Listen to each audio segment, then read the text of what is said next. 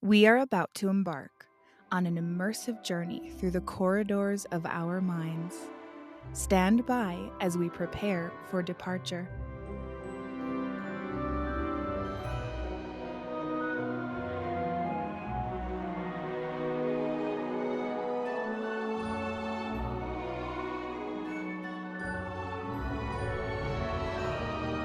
Welcome aboard, everyone, to the Productivity with Peace of Mind podcast adventure.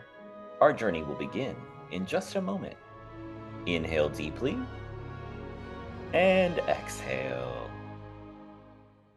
Our voyage takes us on a captivating tour, diving deep into the intricate layers of our thoughts and imagination. Brace yourselves for the complexities of our evolution.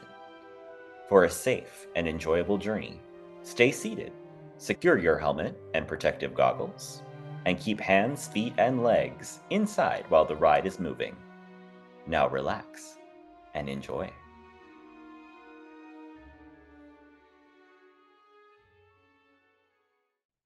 What if I told you our journey to achieve our goals isn't actually about what we're creating outside of ourselves, but it's actually about the journey within?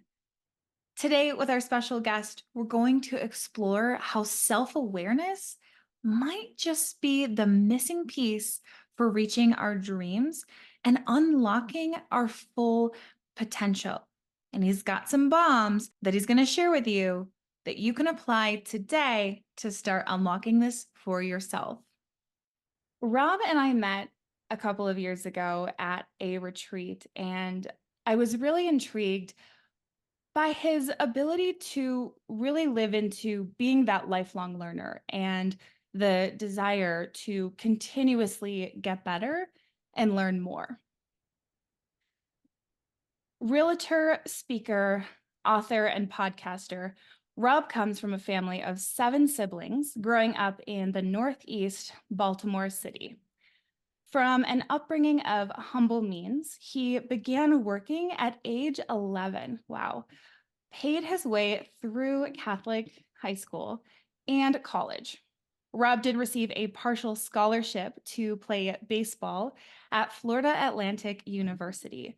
After graduating college, he took up reading as a hobby. And there's a book that you mentioned on your website you read that I'm going to ask you about later, Rob.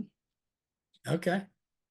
Since 1990, Rob has read approximately 1,100 books and even published his first book in 2019. He's been a realtor since 2001 and has sold over 2,000 homes in his career. His passion is to speak to inspire. I love that. In 2021, Rob also hosts the podcast Chiseled, because we're all a work in progress. Well, welcome, Rob. I'll give you a chance to introduce yourself and add anything else you'd like to that. Well, thank you. I think you said it great. I mean, I don't know where you got all the information, but that was very, very well spoken. I mean, but thank you for having me here. And yeah, it was a, it sounds like it was a somewhat of a hard upbringing, but I will say I would do it all again. I love the way I grew up. I love what I experienced. I love the hardships, and it was just I think like I wish my kids could have grown up with some of those hardships so they could experience it. And some things I forced on them. So, I made them earn their keep a little bit here and there. So anyway, so it's good. So yeah, grew up in the city. Like you said, I worked at age 11. I delivered newspapers. That's how I started out, delivering newspapers.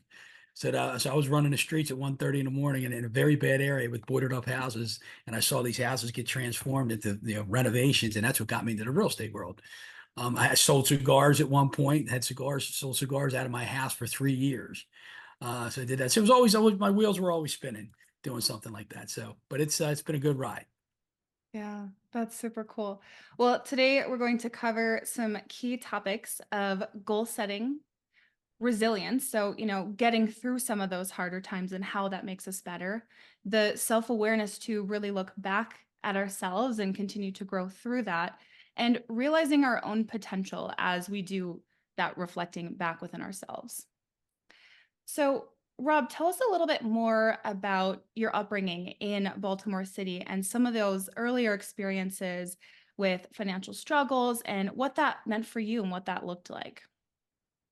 Yeah, yeah. So you've heard I had 7 siblings. We grew up initially in a two-bedroom house, 2 bedrooms and 1 bathroom, Mm. 745 square feet. So my dad worked 3 jobs, and if I wanted something, I had to go get it. And I knew that. I knew that. So we had to go to work. And the newspaper thing was the easy thing to do because everybody, I guess a lot of people growing up in those days, the newspaper out was the way to make a few extra dollars. So what happened was before that I was around 8 or 9 years old. I remember going to what was called a dime store Mm. way back when.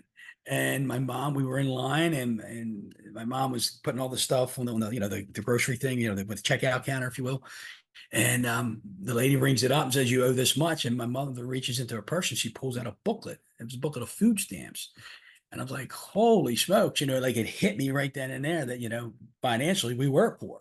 And there was a time my dad got laid off from his job and we were on food stamps from social, like, I don't think social services or whatnot, but we would get the 5 pound block of cheese and the box of powdered milk and, a few other things. And a good Friday night, I remember early on was me, my older brother and sister, we'd be kneeling on the couch waiting for my dad to come around the corner from the bus stop because he would take the block of cheese, he would take it to work and get it sliced up. And then we knew we had slices of cheese when he came home.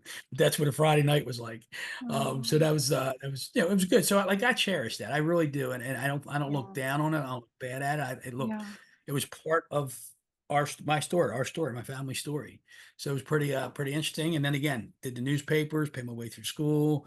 I would get up at like that point, 4 o'clock in the morning, deliver newspapers, go to school, come back home, deliver real quick, go back and play sports, come back home, knock on doors and collect, and then do homework, do it all over again the next day. So I did that for years. That's awesome. Well, like you said, it's all part of who we become, right? And I know you Yeah. had exposure to some entrepreneurs and you developed your own passion for personal development for yourself. How did that look for you? How did that show up and how did you know that that was something that you wanted to be part of your journey? Yeah, I mean, I didn't know I wanted it to be part of my journey when it Mm. happens. They say Mhm. when the student's ready, the teacher shows up, right? Yeah. And I graduated from college in May of 1990 from Florida Atlantic, and I took a job as a stockbroker. And if anybody's ever seen the movie Boiler Room, I was like that guy who was like sitting under the desk on the phone, making these calls because it was in penny stocks. And I had no idea what I was getting myself into at the time. And so, I was making calls. I was making 2, 3, 400 calls a day, dropping and drop dial, make all these calls and a lot of rejection. And well, I came in one morning. In fact, I'll say this: I had a 1978 LTD2 in South Florida with the vinyl seats, no air conditioning, and the hand crank windows. So I was driving about 45 minutes each way, sweat my rear end off, and I would take a change of clothes to work so I wouldn't come in dripping wet. And by the way, I had an 8-track player, if you know what that is, and I had one 8-track, and it was AC/DCs for those about to rock. So anyway, that was cool. But so I came in one morning, and the guy in the cubicle next to me, he had a book on his desk, and it was The Greatest Salesman in the World by Og Mandino. And when he came in, I'm like, his name is Valentino Fernandez. I'll never forget that guy's name. And I said, "Now," I said, I've never read any of this stuff. I've never really sold anything. I want to read that book." And so he let me borrow it that night. And man, I just gobbled it up that night. The next morning, I went in there, I was on fire. And then I went to Barnes and Nobles and I bought every Og Mandino book that was on the shelf. Yeah, and so you start reading. And what's funny though, Lindsay, is that you start reading one author, and you probably know this. You probably experienced this when you start reading one author, they share a story or something about another author, and then you pick up that Oh, author's books, and then he's got 5 or 10 books, and then boom, boom, boom. Next thing you know, you build yourself your own library. absolutely. I totally agree. And that's an amazing book. I agree that it's definitely pivotal. Oh, it changed the trajectory of my life at that point in time. There's no question about it. Like I said, I've read probably about 1,100 books since then. That's a lot of books. Oh yeah. So, Rob, tell us a little bit about your journey of how you've gone about setting and achieving your goals, because you've done some pretty cool things, from your first speech to joining Toastmasters to, actually writing your own book. How has that process looked for you? Has it evolved? Has it always been the same? Well, I would say it's an evolution, and Yeah. it's been an evolution. I left Florida Atlantic, or I graduated in 90. I stayed another year. I came home and I mean, lost, right? Mhm. I think I had $52 to my name. I had a $30,000 in debt. And I remember one night going to a prayer meeting with my mom, and I met the priest afterwards. I'm like, Father, can I come in and talk to you? I said, I'm clueless right now. I'm struggling. So, go in, and he says to me, and I never heard or thought of a priest talking about goals, right? And he Mm, goes, Rob, he goes, you need balance and harmony in your life. yeah. He goes, you need to set goals, short term, long term, mid range goals. And I'm like, okay. And he said, you need to do affirmations. And he told me, he said, take each letter of the alphabet and create a positive adjective about yourself. So I'm Mm. awesome, I'm beautiful, I'm courageous, I'm confident, I'm diligent, efficient, fun, giving, happy, healthy, hearty, inspirational, motivational, kindred, loving, all that, right? I could go rip it all off for you right now. And That's awesome. I still know him. Yeah. And he said, do them for 21 or 22 straight days. And I know some people say 33, 66, and whatever, but you got to create the habit. Mhm. So that's when I started really writing goals. And then I remember I got in the real estate business, and it was 2001 or two. And I met this guy, Brian Buffini, who has a real estate coaching company. And he starts talking about like business fundamentals and personal growth. And in the same breath, he's like, you got to set goals. You got to set goals in these 5 areas, spiritual, family, business, financial, and some personal goals. I'm like, these are the same 5 areas the priest told me about 10 years ago. Mm. So anyway, so the process I'm reading, I started reading 1990, and now I'm setting goals, and I'm like, so like you're on fire. And I just remember, especially from the Og Mandino books, and I look over here to the side here because I got my library here, and I got it. The first like 15 books are all Og Mandino books, right? I love it. And and I just remember reading the Greatest Salesman in the World Part Two. And I Mhm. remember it talking about, this is what really resonated with me. He talked about, he had all this material wealth and all the money in the world, all these possessions. And he's like, I want to give it all away. And I want to encourage people to teach them like how to earn it. And he wanted to be a great orator. And I'm like, ooh, I like that idea. And so it just lit a flame inside. And I'm like, okay, I want to work on that. So then I meet this guy. This is really cool. It was 2001. I meet this guy, and we're talking about life coaching and things like that. I'm like, I want to write a book, and I want to be a speaker. Yeah. And he goes, well, a lot of people say that, but they Yeah. don't really follow through on it. Mhm. And about 2, 3 weeks later, I get this call from the principal of the high school that we both had gone to. And he goes, Rob, Jerry was supposed to do a presentation for us, and he can't do it. It's the same night as another one. He got double booked, but he referred you to us. Little did he know I had never done a presentation in front of people before, right?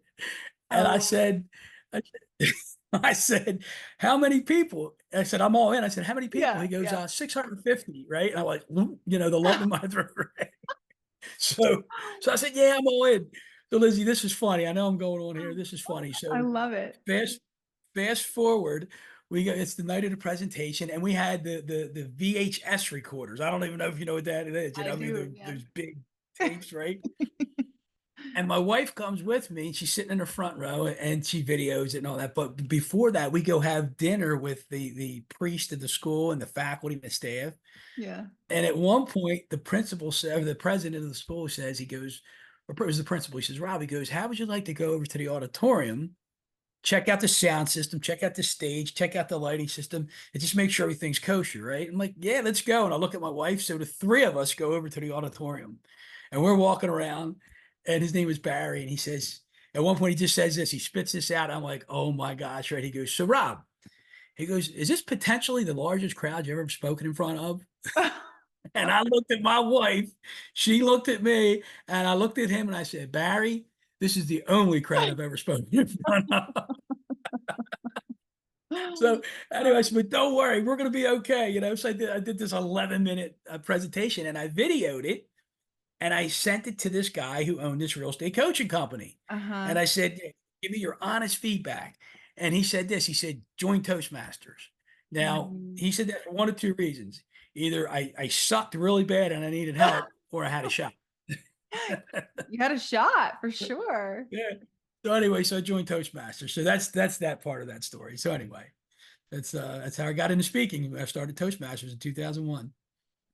That's amazing. And, I love the piece that you shared that it is an evolution. And I think it's important to, understand of like what is it that we really want and to, kind of listen to that. And it sounds like you really followed, those nudges, but also obstacles are going to show up and there will be challenges along the way. Maybe it's internal where we feel like, oh, am I, like you said, oh, is he saying this because I'm, not good enough? Or, different fears that can come up for us or external. So how do you, face those challenges and overcome those challenges yourself? And what can we do to apply some of that? Yeah, great question because, right in that 2001 time frame after the Toastmasters thing, I always wanted to write a book and I said Yeah. I'm going to write a book and I Yeah. didn't feel good enough, smart enough, Yep. or anybody was going to want to read my stuff, right? That whole Yep. imposter syndrome, right? Mhm. So we all struggle with it. Even the superstar authors and speakers, they have it. Mhm. Everybody has it, right? The idea is, do you recognize it? And when you recognize it, how do you manage it? Right. And so like the John Gordons of the world, the Brian Tracy's, or all the high level speakers, Mhm. they have those moments. And so like I know if I'm going to give a presentation or I have something like I got a presentation 3 weeks from now, right? Today I'll be fine. Tomorrow I'll be fine. Next week I'll be fine. But a week before, I start getting worked up. I Yep. start getting worked up, and it's because I care, Yeah. right? It's not that I'm worried I'm going to fall on my face, but I care, and I want it to be good, and I want to have an impact. But there's just I feel like, Lindsay, I feel like if we've been given all this information, like I'm reading all these books and I get all these awarenesses, these downloads, if you want Mhm. to call them from God, Yeah. and I feel like we're supposed to share them. We're Yeah. supposed to share. And there's something I want for me so bad that I want it for you and I want it for the next person. And I want you to have those same enlightenments and I want to have bigger enlightenments. And I want to, I don't want to be the guy that goes to my grave with the music still inside. You've heard that cliche, right? Yeah. Um, and I say to people, like, if when I die and I'm in my coffin and somebody's up on the pulpit giving my eulogy and they said, oh, it's a shame, Rob died too soon, he had all the potential still left inside. Yeah. I'm going to jump out of my casket, I'm going to run up there, I'm going to choke him, 'cause I want to be out of gas. I Yeah. want to be out of gas, right?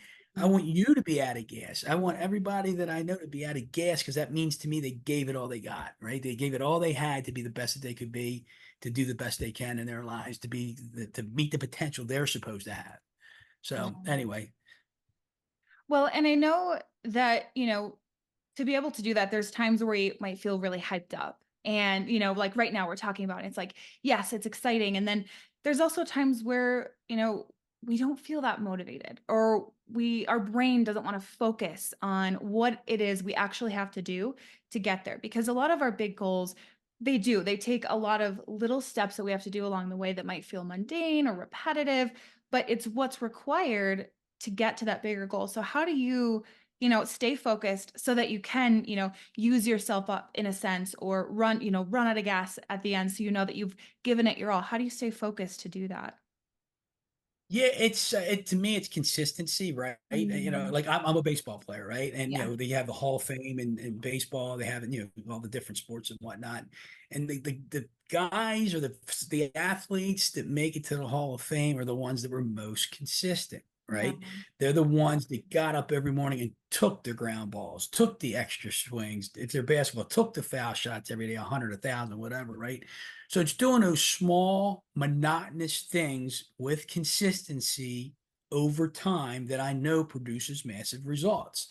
So to answer the question, it's like I know I got to do the mundane. I know I got to show up. And that's the key. Show up every morning. And I know there's bigger things down the road, but you got to do this boring, mundane, monotonous stuff that at the end of the day is going to pay off for you.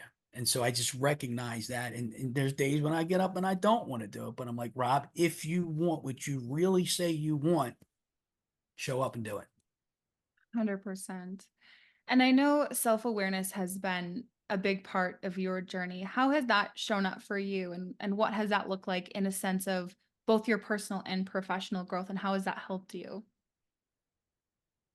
Yeah, it was about, I'm going to say 2004, I came across this word contemplative prayer. And let's just call it the Catholic form of meditation, if you will, right?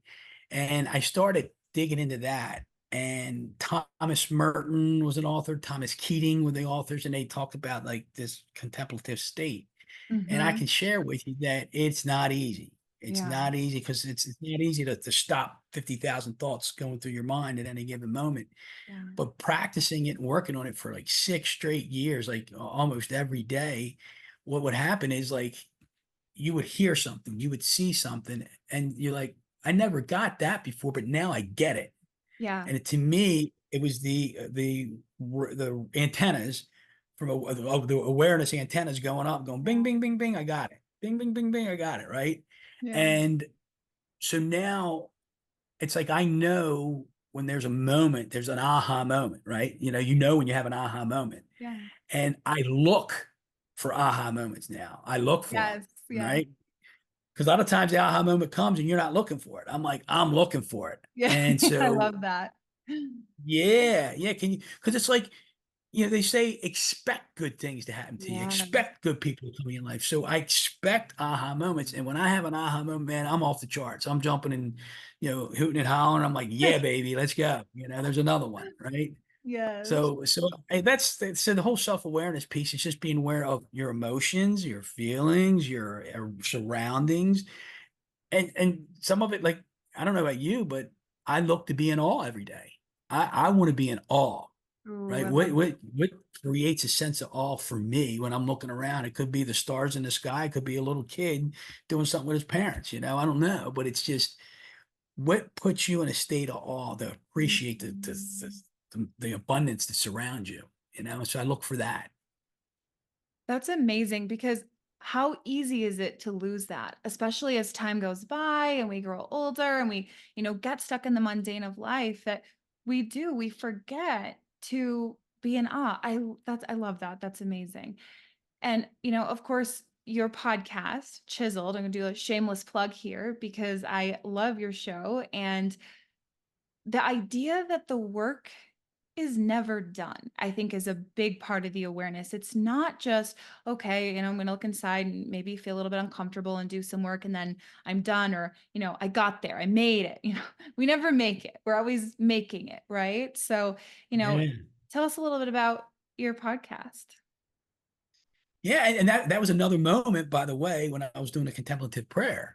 So I know we haven't talked much about it. We talked about the fact that I wrote a book years ago, but what happened was 3 years ago, I had given a speech. I gave two speeches on a Thursday and a Friday virtually, and in that presentation, I'm looking at my screen. I'm like, listen, everybody, I'm not the end all say all here. I'm just a work in progress. Yes. And then Saturday following that, I was listening to somebody else speak. And she says almost identically the same thing. She goes, everybody, I'm just a work in progress, just like all of us. And it was like, I'm telling you, it was about 30 minutes after that. I got a little prayer chair right here that I'm sitting across from. And I'm sitting in there and I'm meditating and I'm getting quiet, right? And then I don't know if I've ever shared this with you, but all of a sudden I just felt this tingling. I'm not kidding you. This is so crazy. This tingling just started coming up my legs and in my gut. And I started like getting really excited. I'm like, and then I have this vision of a half chiseled statue, and I hear the words, "We're all work in progress. We're all work in Mhm. progress. We're all work in progress."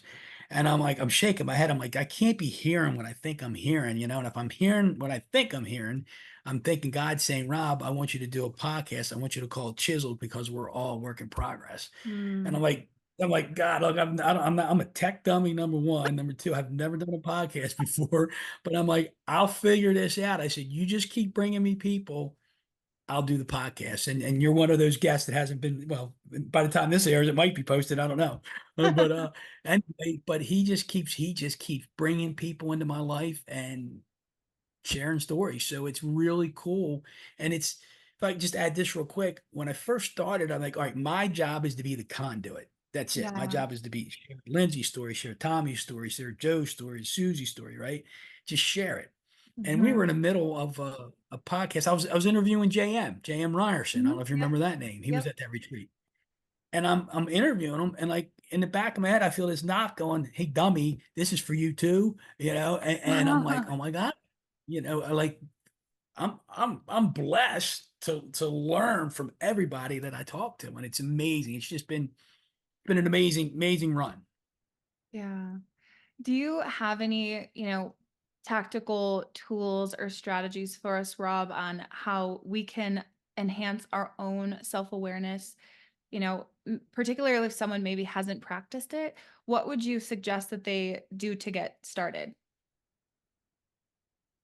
Well, there's a few things that come to mind. I mean, like you said, yeah, if you haven't practiced it yet, learn how to get quiet. Learn Mm. how to get quiet. Sit and look, I was doing it for 20 minutes at a clip. Some people can't even sit for 30 seconds, but if you can just start with a Mhm. minute or 2 minutes and get really uncomfortable being quiet, right? You're gonna get, I should say, get comfortable being uncomfortable with Yes. getting quiet. And, Yeah. and then what happens, and just it's like look around, observe. And reading's been a big help too. Mhm. Reading, journaling, Yeah. and contemplating. Those three pieces have been huge. So I would say that for starters. Absolutely. I love the get quiet piece because it sounds so easy and it sounds so simple. And yet, sometimes when you go to do it, it can feel like, whoa, like this is so uncomfortable. I want to grab my phone. I want to turn on Netflix. I want to eat some chocolate. Or, we do everything we can to avoid ourselves, but there's so much wisdom in that. Like I know even in making big decisions, like when I made the decision to get divorced, which was a very hard decision for me to make, I went and sat in the woods for 3 hours with nothing but a notebook and a pen. And it was, And chocolate. yeah, no numbing, no chocolate, no nothing. And um it was hard, it was uncomfortable, but really I got the clarity I needed. So I love that tactic because, and starting small, you do not have to start with 3 hours. I've meditated my Right, whole right, life, right, so right. 3 hours was even hard for me, but starting But you small got is doable. clarity and quiet, Yes. right? Yes. Yeah. Yeah. Because the wisdom we need, it's Okay. inside of us, right? We know. And getting quiet Yeah. lets us hear that voice. And so how do you do that, right? And I remember part of the contemplative prayer, there's this thing called centering. And Yeah. so like for me, I would use a one syllable word. And every time I had a distraction, I would be like peace, Mhm. distraction, peace, Yeah. peace, peace. And that would settle me down and try to clear the head. So Yeah. Like a reframe. yeah, it was Yeah. good. It was really good.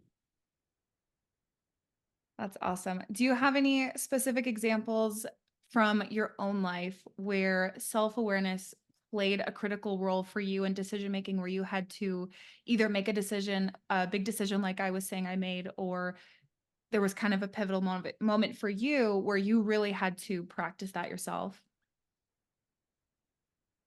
Yeah, I mean, I mean, I'm just thinking of different areas or times in my life when I had to rely on the intuition, that God's Yeah. talking to you Yeah. from that.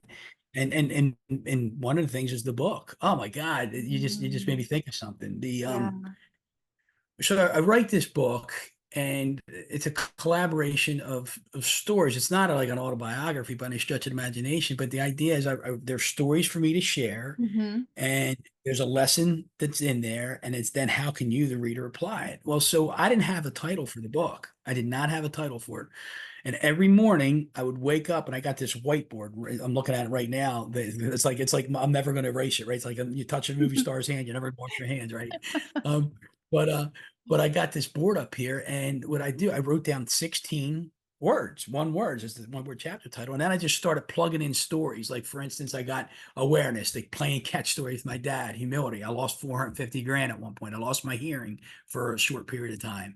Seasons of life, the blessings in my life, passion, the voice inside, transparency, right? There's all these different stories inside each one of those words. And so, Lindsay, I'm telling you, I'm sitting here. So every morning I would get up I would look at this board and I would just get quiet and I talk to the Holy Spirit and I said, Holy Spirit, what am I writing about today? What do you want me to talk about today? And day after day for 6 months straight, it would happen, right? So then I'm struggling with a title. And I'm working with this editor, and she goes, if you want this book by November 20th, 2019, I need a title. And by such and such a date. So I had given her like 42 titles. I'll never forget it, 42 titles. She didn't like any of them, right? And I'm like, Oh my ah, gosh. right. I said, this is my book, right? So finally, I'm like, you know what? Why not use the same process that I used to write each morning?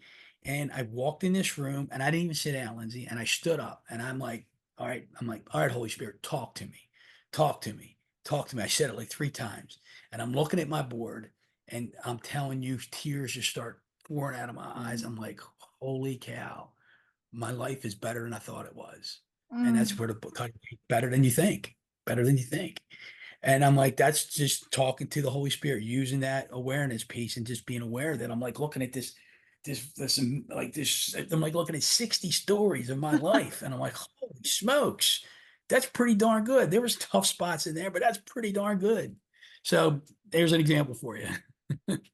I love it. That's an amazing example. And I know you said that, this journey to personal development and, kind of becoming the lifelong learner wasn't really something you were seeking. It just kind of, showed up for you. How has that journey evolved for you? And how did that then show up? So it kind of, fell into your lap, but then how did that evolve for you? Well, like this, but the first thing was the book showing up, that Mhm. first book ever, right? And then you Yeah. keep reading those books, and then things start happening, right? And you're like, okay, maybe I should stick with this stuff because if I stick with this stuff, better things are going to happen. And remember what I said? You expect it. You start expecting things to happen. And so it's from reading to taking chances, like this, getting on stage in front of 650 people without doing a presentation in your life before, right? Yeah. Taking those chances and then writing a book, putting yourself out there, doing a podcast, putting yourself out there again. And I Yeah. think the evolution of growth is, and this is just coming to me right now as we're talking here, that the evolution of growth is consistently and constantly putting yourself out there, not worrying what other people think. Because I fall into that category big time sometimes, Mhm. but just keep putting yourself out there, and you're going to get bumped, you're going to get bruised, you're going to Yeah. have scrapes. That reminds me of the poem, "The Man in the Arena," right? Yeah. And Yeah. you got to jump in, man. You got to jump in. And if you don't want to, like, I want to get scraped, right? I want cuts. I want bruises. Again, that means I tried. That means I wasn't in the stands watching life go by because I don't want regrets when I die. I do not want regrets. And I'll share one quote with you and I'll never forget this quote. It was by Robert Schuller. He wrote the book "Tough Times Never Last, Tough People Do." And in Mm. the book, he says, somebody asked him what would hell look like for him, or how would he define hell? And he says, hell for me would be standing at the gates of heaven and God show me everything I could have done in my life if I'd have just had a little more faith in him. Mm. Think about that. Yeah. That's powerful, right? So I don't want to die and him saying, hey, you could have done this and you could have done that, but you just didn't trust me. Yeah. Right. Right. It Yeah. it can feel hard for, when you're talking about like looking for moments of awe, it can feel hard to, kind of stay in that sense of curiosity because a lot of times with our brain, like we're like, oh, I know it's going to happen. I know how these things turn out, right? Like that, kind of survival, negative brain can kick in and we stop looking for new opportunities and we stop embracing challenges and more so, focus on why those are things are bad versus what can I learn from this or how can I be in awe of this? So how can we make those mindset shifts, Rob, to really take that on and take that in? Well, I think you said the word already, just in your last phrase there. You said curiosity. Yeah. So if we continue to come from curiosity, always come from curiosity, because when you come from curiosity, you can come from a sense of awe. Wow, how did that happen? How did he make that? How did you get that? And have that childlike innocence, right? You have Yeah. that childlike innocence, and you come from curiosity. It's like, let's go, baby, let's go, go and grow, right? Yeah. That's just a personal thought. whether it's right or wrong, I don't know, but I love thinking that way.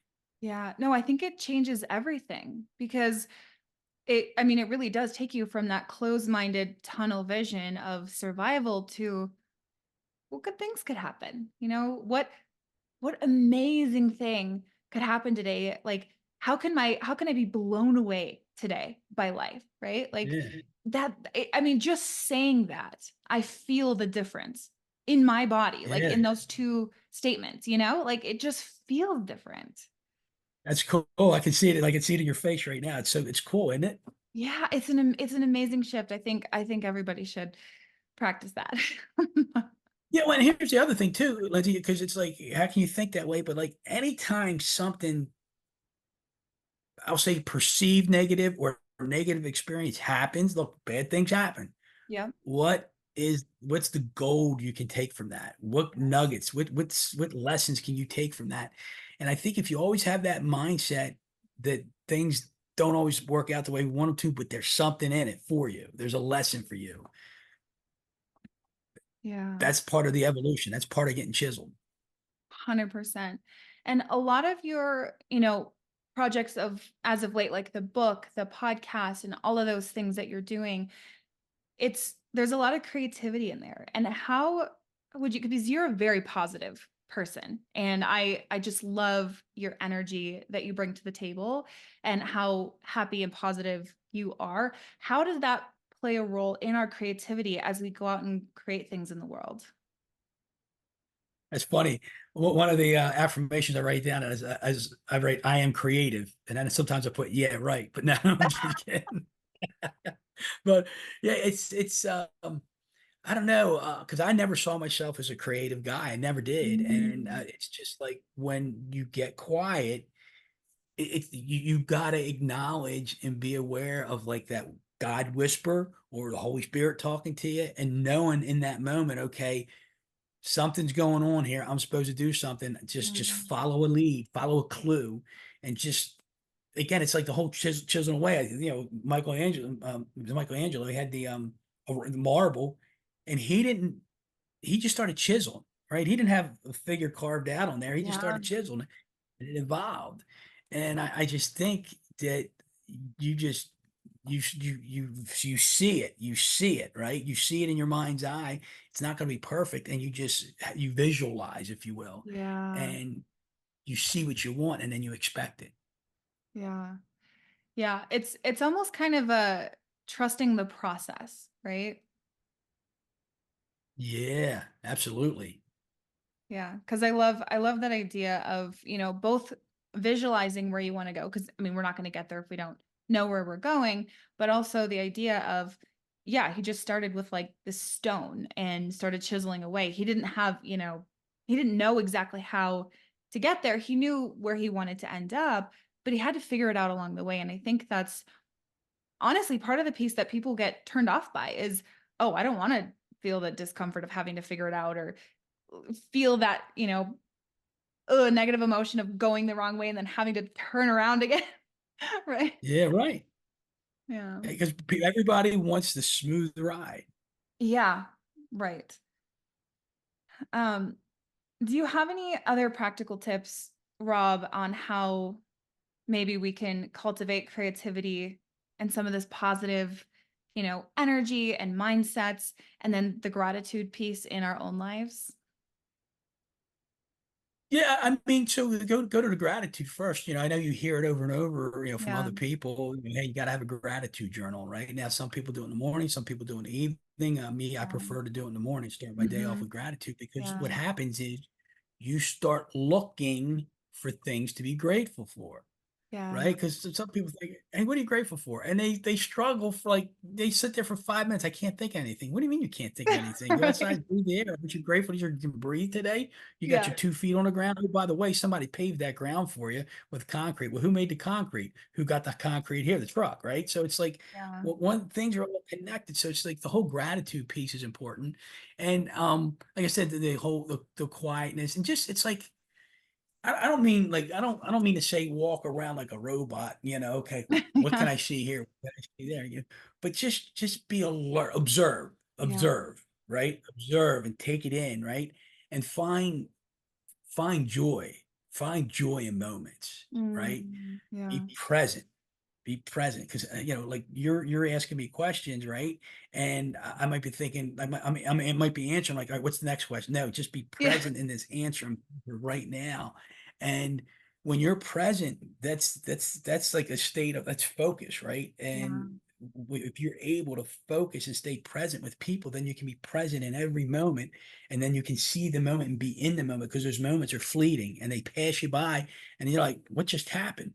Or if you're there and you acknowledge it in the moment, it's it's I'm gonna say glorious. It's like an awe. I hiked the Grand Canyon for the first time about 4 years ago, and I'll make this brief. I dropped my phone. I was taking ready to take a picture of somebody. I dropped my phone, right? The sun was getting ready to set, and my phone breaks. I can't even unlock it. I can't even get the Oh, camera on. I'm like, God, what are you doing to me? I just here at the Grand Canyon for the first time ever. Now you can't let me take a picture of it.